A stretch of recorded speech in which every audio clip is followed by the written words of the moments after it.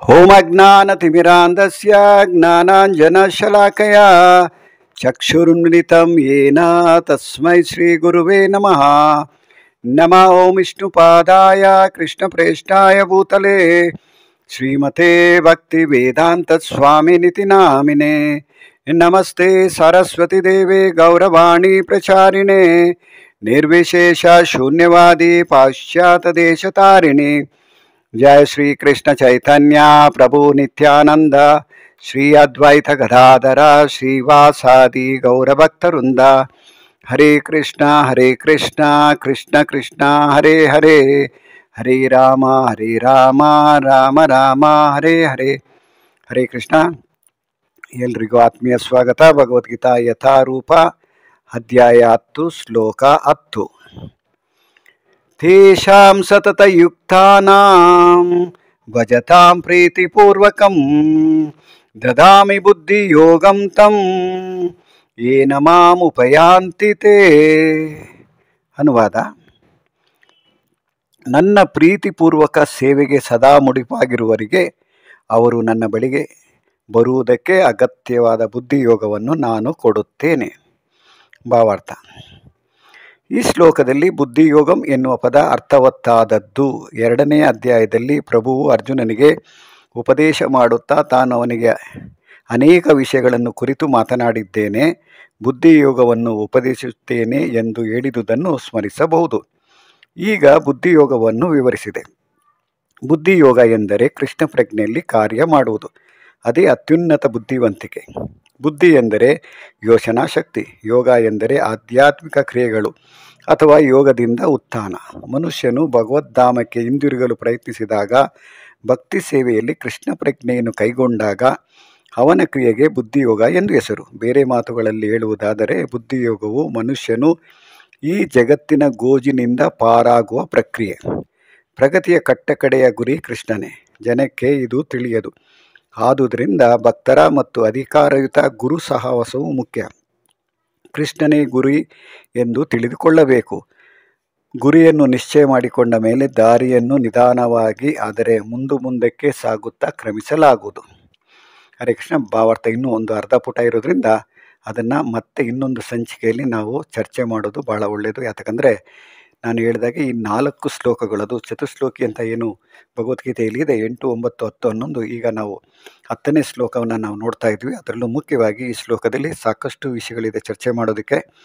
ಆ ಕಾರಣದಿಂದ ಈ ಶ್ಲೋಕವನ್ನು ಕೂಡ ನಾವು 2 ದಿನ ಚರ್ಚೆ ಮಾಡಿದ್ರೆ ಒಳ್ಳೆಯದು ಅನ್ನೋ ಕಾರಣಕ್ಕೆ ಭಾವಾರ್ಥನ ನಾನು ಇಲ್ಲಿಗೆ ನಿಲ್ಲಿಸಿ, ಇಲ್ಲಿರ್ತಕ್ಕಂಥ ವಿಷಯಗಳಂದರೆ ಈ ಭಾವಾರ್ಥದಲ್ಲಿ ಪ್ರಭುಪಾದರು ಏನನ್ನು ಹೇಳಿದ್ದಾರೆ ಅನ್ನೋದ್ರ ಬಗ್ಗೆ ನಾವು ನೋಡೋದಾದರೆ, ಅದರಲ್ಲೂ ಪ್ರಥಮವಾಗಿ ಈ ಶ್ಲೋಕದಲ್ಲಿ ಬುದ್ಧಿಯೋಗ, ನಂತರ ಸತತಯುಕ್ತಾನಂ ಅಂತ ಏನು ಕೃಷ್ಣ ಹೇಳ್ತಾ ಇದ್ದಾನೆ ಅದ್ರ ಬಗ್ಗೆ ನಾವು ಗಮನ ಕೊಡೋದಾದರೆ, ನನ್ನ ಪ್ರೀತಿಪೂರ್ವಕ ಸೇವೆಗೆ ಸದಾ ಮುಡಿಪಾಗಿರುವವರಿಗೆ, ಅಂದರೆ ಯಾವಾಗಲೂ 24/7 ಅಂತ ಹೇಳ್ತಾರೆ ಜನ. ಅದೇ ರೀತಿ ಸತತಯುಕ್ತ ಅಂದರೆ ಯಾವಾಗಲೂ ಪ್ರತಿ ಕ್ಷಣ ಯಾರು ಭಗವಂತನನ್ನ ಸೇವೆಯಲ್ಲಿ ತಲ್ಲೀನರಾಗಿ, ಅದು ಪ್ರೀತಿಪೂರ್ವಕಂ ಅಂತ ಹೇಳ್ತಾನೆ. ಪ್ರೀತಿಯಿಂದ ಯಾರು ಭಗವಂತನನ್ನ ಸೇವೆಯಲ್ಲಿ ಇಡ್ತಾರೆ 24 ಗಂಟೆಗಳ ಕಾಲ, ಅಂಥವರಿಗೆ ಭಗವಂತ ದದಾಮಿ ಬುದ್ಧಿಯೋಗಂ ಅಂದರೆ ಅವರಿಗೆ ಬುದ್ಧಿಶಕ್ತಿಯನ್ನು ಕೊಡ್ತೀನಿ ಅಂತ ಹೇಳ್ತಾ ಇದ್ದಾನೆ. ಅದರಿಂದ ಏನು ಪ್ರಯೋಜನ? ಅವರು ನನ್ನ ಹತ್ರಕ್ಕೆ ವಾಪಸ್ ಬರ್ಬೋದು ಅಂತ. ಇದು ಬಹಳ ಮುಖ್ಯವಾದದ್ದು. ಈ ಶ್ಲೋಕ ಕೂಡ ನಾವು ಅಭ್ಯಾಸ ಮಾಡೋದು ಭಾಳ ಸುಲಭ. ತೇಷಾಂ ಸತತಯುಕ್ತಾನ ಭಜತಾಂ ಪ್ರೀತಿಪೂರ್ವಕಂ ಅಂತ ಭಾಳ ಸುಲಭವಾಗಿ ನಾವು ಅಭ್ಯಾಸ ಮಾಡ್ಕೋಬೋದು. ಯಾತಕ್ಕೆ ಈ ಶ್ಲೋಕ ಇಷ್ಟೊಂದು ಮಹತ್ವಪೂರ್ಣವಾದದ್ದು ಅಂದರೆ, ಪ್ರಭುಪಾದರನ್ನು ಅಂದರೆ ಇಸ್ಕಾನ್ ಫೌಂಡರನ್ನು ಅವರ ಶಿಷ್ಯಂದಿರು ಒಂದು ಸಾರಿ ಪ್ರಶ್ನೆ ಮಾಡ್ತಾರೆ, ಭಗವಂತ ಧಾಮಕ್ಕೆ ಹೋಗೋದಕ್ಕೆ ಭಾಳ ಸುಲಭವಾದ ದಾರಿ ಯಾವುದು? ಯಾವ ಶ್ಲೋಕನ ನಾವು ಜ್ಞಾಪಕ ಇಟ್ಕೋಬೇಕು? ಯಾವ ಶ್ಲೋಕದಲ್ಲಿರ್ತಕ್ಕಂಥ ಅರ್ಥನ ನಾವು ಸ್ಮರಣೆ ಮಾಡಬೇಕು ಅಂತ ಕೇಳಿದಾಗ, ಪ್ರಭುಪಾದರು ಈ 10ನೇ ಅಧ್ಯಾಯದ 10ನೇ ಶ್ಲೋಕವನ್ನು ಹೇಳಿದ್ದಾರೆ. ಆ ಕಾರಣಕ್ಕೆ ನಾವು ಕೂಡ ಈ ಶ್ಲೋಕದ ಮಹಿಮೆ ಏನು ಅಂತ ಅರ್ಥ ಮಾಡ್ಕೋಬೇಕು. ಅದರಲ್ಲೂ ಮುಖ್ಯವಾಗಿ ಸತತಯುಕ್ತಾನಂ, ನಂತರ ಬುದ್ಧಿಯೋಗ. ಹಾಗಾದರೆ ನಮಗೆ ಬುದ್ಧಿ ಇಲ್ವಾ ಈಗ ಅಂತ ನಮಗೆ ಪ್ರಶ್ನೆ ಬರುತ್ತೆ.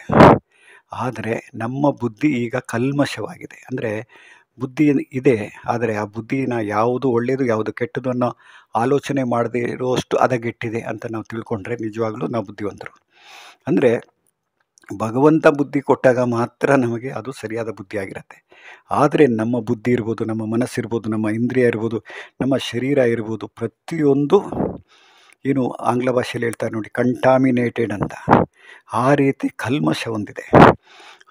ಆ ಕಾರಣಕ್ಕೋಸ್ಕರನೇ ಇಲ್ಲಿ ಭಗವಂತ ಅರ್ಜುನನಿಗೆ ನಾನು ನಿನಗೆ ಬುದ್ಧಿ ಯೋಗವನ್ನು ಅಂದರೆ ಬುದ್ಧಿಯನ್ನು ಕೊಡ್ತೀನಿ, ಆ ಬುದ್ಧಿಯನ್ನು ಉಪಯೋಗಿಸಿ ನೀನು ನನ್ನ ಸೇವೆಯನ್ನು ಪ್ರೀತಿಪೂರ್ವಕವಾಗಿ ಮಾಡಿದಾಗ ನೀನು ನನ್ನ ಬಳಿಗೆ ಬರ್ತೀಯ ಅಂತ ಆಶ್ವಾಸನೆ ಕೊಡ್ತಾ ಇದ್ದಾನೆ. ಇದು ಕೇವಲ ಅರ್ಜುನನಿಗಲ್ಲ, ಪ್ರತಿಯೊಬ್ಬರಿಗೂ ಅಂತ ನಾವು ತಿಳ್ಕೋಬೇಕು. ಅದರಲ್ಲೂ ಮುಖ್ಯವಾಗಿ ಭಾವಾರ್ಥದಲ್ಲಿ ಈ ಶ್ಲೋಕದಲ್ಲಿ ಬುದ್ಧಿಯೋಗಂ ಎನ್ನುವ ಪದ ಅರ್ಥವತ್ತಾದದ್ದು. 2ನೇ ಅಧ್ಯಾಯದಲ್ಲಿ ಪ್ರಭುವು ಅರ್ಜುನನಿಗೆ ಉಪದೇಶ ಮಾಡುತ್ತಾ ತಾನು ಅವನಿಗೆ ಅನೇಕ ವಿಷಯಗಳನ್ನು ಕುರಿತು ಮಾತನಾಡಿದ್ದೇನೆ, ಬುದ್ಧಿಯೋಗವನ್ನು ಉಪದೇಶಿಸುತ್ತೇನೆ ಎಂದು ಹೇಳಿದುದನ್ನು ಸ್ಮರಿಸಬಹುದು. ಅಂದರೆ 2ನೇ ಅಧ್ಯಾಯದಲ್ಲಿ ಕೂಡ ಭಗವಂತ ಅರ್ಜುನನಿಗೆ ಹೇಳಿದ್ದ, ಮುಂದೆ ನಾನು ನಿನಗೆ ಬುದ್ಧಿಯೋಗದ ಬಗ್ಗೆ ಉಪದೇಶ ಮಾಡ್ತೀನಿ ಅಂತ. ಅದನ್ನು ಇಲ್ಲಿ ಭಾವಾರ್ಥದಲ್ಲಿ ಪ್ರಭುಪಾದರು ನಮಗೆ ಮನವರಿಕೆ ಮಾಡಿಕೊಡ್ತಾ ಇದ್ದಾರೆ. ಆ ಬುದ್ಧಿಯೋಗ ಅಂದರೆ ಏನು ಅದನ್ನು ನೋಡೋದಾದರೆ, ಬುದ್ಧಿಯೋಗ ಎಂದರೆ ಕೃಷ್ಣ ಪ್ರಜ್ಞೆಯಲ್ಲಿ ಕಾರ್ಯ ಮಾಡುವುದು. ಅಂದರೆ ನಾವು ಮಾಡ್ತಕ್ಕಂಥ ಕಾರ್ಯ ಯಾವುದೀಗ ಮಾಡ್ತಾ ಇರ್ತಕ್ಕಂಥವ್ರು ಪ್ರತಿಯೊಬ್ಬರು ಏನಾದರೂ ಒಂದು ಕಾರ್ಯ ಮಾಡ್ತಾನೆ ಇರ್ತಾರೆ. ಕಾರ್ಯ ಮಾಡದೇ ಇದ್ದರೆ ಯಾರೂ ಬದುಕೋದಕ್ಕೂ ಆಗೋದಿಲ್ಲ. ಜೀವನ ಮಾಡಬೇಕಾದ್ರೆ ಕೆಲಸ ಮಾಡಬೇಕು, ಕೆಲಸದಿಂದ ಸಂಬಳ ಬರುತ್ತೆ, ಸಂಬಳದಿಂದ ನಮ್ಮ ಜೀವನನ ನಾವು ನಿರ್ವಹಣೆ ಮಾಡ್ಕೋಬೋದು. ಅದೇ ರೀತಿ ಪ್ರತಿಯೊಬ್ಬರು ಒಂದಲ್ಲ ಒಂದು ಕಾರ್ಯದಲ್ಲಿದ್ದಾರೆ. ಆದರೆ ಯಾರು ಕೃಷ್ಣ ಪ್ರಜ್ಞೆಯಲ್ಲಿ ಅಂದರೆ ಕೃಷ್ಣನಿಗೋಸ್ಕರ ಯಾರು ಸೇವೆ ಮಾಡ್ತಾ ಇದ್ದಾರೆ, ಅದು ನಿಜವಾದ ಬುದ್ಧಿಯೋಗ ಅಂತ ಇಲ್ಲಿ ಪ್ರಭುಪಾದರು ಹೇಳಿದ್ದಾರೆ. ಅದೇ ಅತ್ಯುನ್ನತ ಬುದ್ಧಿವಂತಿಕೆ. ಬುದ್ಧಿ ಎಂದರೆ ಯೋಚನಾ ಶಕ್ತಿ, ಯೋಗ ಎಂದರೆ ಆಧ್ಯಾತ್ಮಿಕ ಕ್ರಿಯೆಗಳು ಅಥವಾ ಯೋಗದಿಂದ ಉತ್ಥಾನ. ಮನುಷ್ಯನು ಭಗವದ್ಧಾಮಕ್ಕೆ ಹಿಂದಿರುಗಲು ಪ್ರಯತ್ನಿಸಿದಾಗ, ಭಕ್ತಿ ಸೇವೆಯಲ್ಲಿ ಕೃಷ್ಣ ಪ್ರಜ್ಞೆಯನ್ನು ಕೈಗೊಂಡಾಗ ಅವನ ಕ್ರಿಯೆಗೆ ಬುದ್ಧಿಯೋಗ ಎಂದು ಹೆಸರು. ಇಲ್ಲಿ ಎಲ್ಲ ವರ್ಣನೆ ಮಾಡಿಬಿಟ್ಟಿದ್ದಾರೆ. ಅದರಲ್ಲೂ ಪ್ರಭುಪಾದರು ಬುದ್ಧಿಯೋಗ ಅಂದರೆ ಏನು, ಅದರಲ್ಲೂ ಮುಖ್ಯವಾಗಿ ಭಗವದ್ಧಾಮಕ್ಕೆ ಹಿಂದಿರುಗೋದಕ್ಕೆ ಪ್ರಯತ್ನ ಮಾಡ್ತಾ ಇರ್ತಕ್ಕಂಥವ್ರು, ಅದರಲ್ಲೂ ಭಕ್ತಿ ಸೇವೆಯಲ್ಲಿ ಕೃಷ್ಣ ಪ್ರಜ್ಞೆಯನ್ನು ನಾವು ಕೈಗೊಂಡಾಗ ಅದಕ್ಕೆ ಬುದ್ಧಿಯೋಗ ಅಂತ ಹೇಳ್ತಾರೆ ಅಂತ ಇಲ್ಲಿ ಪ್ರಭುಪಾದರು ಹೇಳಿದ್ದಾರೆ. ಬೇರೆ ಮಾತುಗಳಲ್ಲಿ ಹೇಳುವುದಾದರೆ, ಬುದ್ಧಿಯೋಗವು ಮನುಷ್ಯನು ಈ ಜಗತ್ತಿನ ಗೋಜಿನಿಂದ ಪಾರಾಗುವ ಪ್ರಕ್ರಿಯೆ. ಇದು ಭಾಳ ಮುಖ್ಯವಾದ ವಿಷಯ. ಈ ಐಹಿಕ ಜಗತ್ತಿನಲ್ಲಿ ಪ್ರತಿಯೊಬ್ಬರು ಗೊಂದಲದಲ್ಲೇ ಇದ್ದಾರೆ. ಅದಕ್ಕೆ ನಾವು ಸಾಕಷ್ಟು ಬಾರಿ ಉದಾಹರಣೆ ಕೊಟ್ಟಿದ್ವಿ. ಆಸ್ಪತ್ರೆಯಲ್ಲಿ ಇರ್ತಕ್ಕಂಥವರೆಲ್ಲ ರೋಗಿಗಳು, ಜೈಲಿನಲ್ಲಿರ್ತಕ್ಕಂಥವರೆಲ್ಲ ಖೈದಿಗಳು. ಅದೇ ರೀತಿ ಈ ಜಗತ್ತಿನಲ್ಲಿ ಇರ್ತಕ್ಕಂಥವರೆಲ್ಲ ದುಃಖದಲ್ಲೇ ಇರ್ತಾರೆ. ಯಾಕಂದರೆ ಈ ಲೋಕಕ್ಕೆ ಹೆಸರನ್ನು ಕೊಟ್ಟಿದ್ದಾನೆ ಭಗವಂತ ದುಃಖಾಲಯ ಅಂತ. ಅಂದರೆ ಆಸ್ಪತ್ರೆಯಲ್ಲಿರೋರು ರೋಗಿಗಳಾದರೆ, ಜೈಲಿನಲ್ಲಿರ್ತಕ್ಕಂಥವ್ರು ಖೈದಿಗಳಾದರೆ, ಈ ಲೋಕದಲ್ಲಿ ಇರ್ತಕ್ಕಂಥವರೆಲ್ಲರೂ ದುಃಖಿಗಳೇ. ಈ ದುಃಖದಿಂದ ಪಾರಾಗೋದಕ್ಕೆ ಯಾರು ಪ್ರಯತ್ನ ಮಾಡ್ತಾರೆ, ಅದರಲ್ಲೂ ಮುಖ್ಯವಾಗಿ ಈ ಜಗತ್ತಿನ ಗೋಜಿನಿಂದ ಪಾರಾಗುವ ಪ್ರಕ್ರಿಯೆ, ಪ್ರಗತಿಯ ಕಟ್ಟಕಡೆಯ ಗುರಿ ಕೃಷ್ಣನೇ ಅಂತ ಯಾರು ತಿಳ್ಕೊಳ್ತಾರೆ, ಅವರಿಗೆ ನಿಜವಾಗ್ಲೂ ಬುದ್ಧಿ ಇದೆ ಅಂತ ನಾವು ಅರ್ಥ ಮಾಡ್ಕೋಬೋದು. ಅದರಿಂದ ನಾವು ಮಾಡಬೇಕಾಗಿರ್ತಕ್ಕಂಥ ಕೆಲಸ ಕೂಡ ಹೇಳಿದ್ದಾರೆ ಪ್ರಭುಪಾದರು. ಆದುದರಿಂದ ಭಕ್ತರ ಮತ್ತು ಅಧಿಕಾರಯುತ ಗುರು ಸಹವಾಸವು ಮುಖ್ಯ. ಕೃಷ್ಣನೇ ಗುರಿ ಎಂದು ತಿಳಿದುಕೊಳ್ಳಬೇಕು. ನಂತರ ಗುರಿಯನ್ನು ನಿಶ್ಚಯ ಮಾಡಿಕೊಂಡ ಮೇಲೆ ಅದರ ದಾರಿಯನ್ನು ನಿಧಾನವಾಗಿ ಮುಂದಕ್ಕೆ ಸಾಗುತ್ತಾ ಕ್ರಮಿಸಲಾಗುವುದು. ಅಂದರೆ ಏನು 4ನೇ ಅಧ್ಯಾಯದಲ್ಲಿ ಭಗವಂತ ಗುರುವಿನ ಅವಶ್ಯಕತೆ ಎಷ್ಟು ಅಂತ ನಮಗೆ ಉಪದೇಶ ಮಾಡಿದ್ದ. ನಂತರ 2ನೇ ಅಧ್ಯಾಯದಲ್ಲೇ ಅರ್ಜುನ ಕೃಷ್ಣನನ್ನು ಗುರು ಅಂತ ಸ್ವೀಕಾರ ಮಾಡಿದ್ದಾನೆ. ಆದರೆ ನಾವು ಈ ಭಗವದ್ಗೀತೆಯನ್ನು ಓದ್ತಾ, ಭಗವದ್ಗೀತೆಯ ವಿಷಯವನ್ನು ನಾವು ಚರ್ಚೆ ಮಾಡ್ತಾ, ನಮಗೂ ಕೂಡ ಗುರುವಿನ ಅವಶ್ಯಕತೆ ಎಷ್ಟು ಮುಖ್ಯವಾದದ್ದು ಅಂತ ನಾವು ಅರ್ಥ ಮಾಡಿಕೊಂಡು, ನಂತರ ಅದರಲ್ಲೂ ಭಕ್ತರ ಸಹವಾಸದಲ್ಲಿ, ಅದರಲ್ಲೂ ಕೂಡ ಆಂಗ್ಲ ಭಾಷೆಯಲ್ಲಿ ಹೇಳ್ತಾರೆ ಬೋನಾಫೈಡ್ ಗುರು ಅಂತ ಹೇಳ್ತಾರೆ.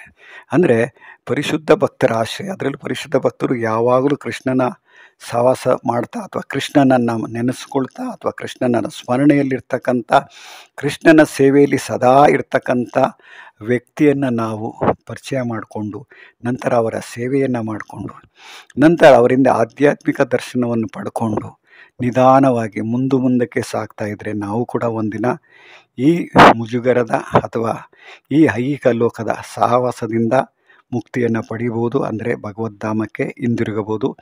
ಆ ಕಾರಣಕ್ಕೆ ನಾವು ಭಗವಂತನನ್ನು ಯಾವ ರೀತಿ ಪ್ರೀತಿಪೂರ್ವಕವಾಗಿ ಸೇವೆಯನ್ನು ಮಾಡ್ತೀವಿ ಅದು ನಮ್ಮನ್ನು ಅವಲಂಬಿಸುತ್ತೆ. ಅದರಲ್ಲೂ ಮುಖ್ಯವಾಗಿ ಬುದ್ಧಿಯೋಗನ ಭಗವಂತನೇ ಕೊಡ್ತೀನಿ ಅಂತ ಹೇಳ್ತಾ ಇದ್ದಾನೆ. ಆದರೆ ನಾವು ಮಾಡಬೇಕಾಗಿರ್ತಕ್ಕಂಥದ್ದು ತೇಷಾಂ ಸತತಯುಕ್ತಾನಾಂ ಭಜತಾಂ ಪ್ರೀತಿಪೂರ್ವಕಂ. ಅಂದರೆ ನಾವು ಭಗವಂತನನ್ನು ಪ್ರೀತಿಪೂರ್ವಕವಾಗಿ ಸೇವೆಯನ್ನು ಮಾಡ್ತಾಯಿದ್ರೆ ಅದು ಸತತವಾಗಿ, ತೇಷಾಂ ಸತತ, ಯಾವಾಗಲೂ ಭಗವಂತನನ್ನು ಸ್ಮರಣೆ ಮಾಡ್ತಾ ಭಗವಂತನನ್ನು ಸೇವೆ ಮಾಡೋದು ಹೇಗೆ ಅಂತ ತಿಳ್ಕೊಳ್ತಾ, ಅದರಲ್ಲೂ ಮುಖ್ಯವಾಗಿ ಗುರುಗಳ ಆಶ್ರಯ ಪಡ್ಕೊಂಡು ನಂತರ ಭಕ್ತರ ಸಹವಾಸದಲ್ಲಿ ಸದಾ ನಾವು ಭಗವಂತನನ್ನು ಚಿಂತನೆಯನ್ನು ಮಾಡ್ತಾ ಭಗವಂತನನ್ನು ಸೇವೆ ಮಾಡ್ತಾ ಇದ್ದರೆ ಮಾತ್ರ ಭಗವಂತ ನಮಗೆ ಬುದ್ಧಿಯೋಗನ ದಯಪಾಲಿಸ್ತಾನೆ. ನಂತರ ನಾವು ಭಗವದ್ಧಾಮಕ್ಕೆ ಹೋಗೋದು ನಿಶ್ಚಯ ಆಗುತ್ತೆ ಅಂತ ಹೇಳ್ತಾ ಇಲ್ಲಿಗೆ ನಾನು ಈ ದಿನದ ಕಾರ್ಯಕ್ರಮ ಮುಗಿಸ್ತೀನಿ. ನಾಳೆ ಮುಂದಿನ ಭಾವಾರ್ಥದ ಬಗ್ಗೆ ನಾವು ಚರ್ಚೆ ಮಾಡೋಣ. ಹರೇ ಕೃಷ್ಣ.